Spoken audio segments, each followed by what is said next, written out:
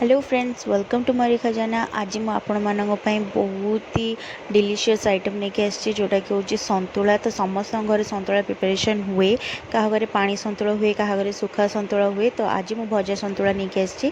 तो चलते स्टार्ट करना। प्रथम मुझे देखो ये परिवा गुड़ा काटी नौ छोट छोट छोट छोट करके परिवा सब काटी नवा।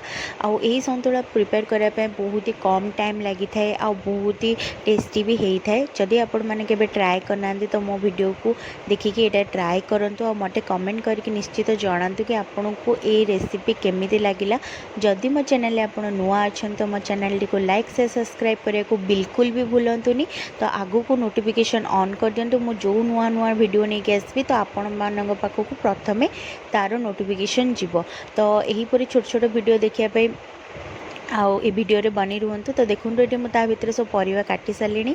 परिवा काटिला पर तेल गरम करना। गोटे कड़ाई नहीं कड़ाई तेल गरम करदेली। गरम कलापर से सोरिष सुखिला लंका आ रसुण छेचा। ये रसुणटा ही मेन इम्पोर्टेंस काम करे जो कि बास्ना बहुत भल दिए। पियाज को छोट छोट कर काटी टमाटो ताको सब ये ऐड करने। देखो केते सुंदर भाजी हो।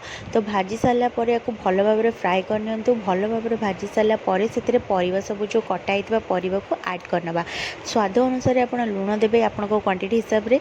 हलदी टिके पकईदेवा ताको भल भाव मिक्स करना।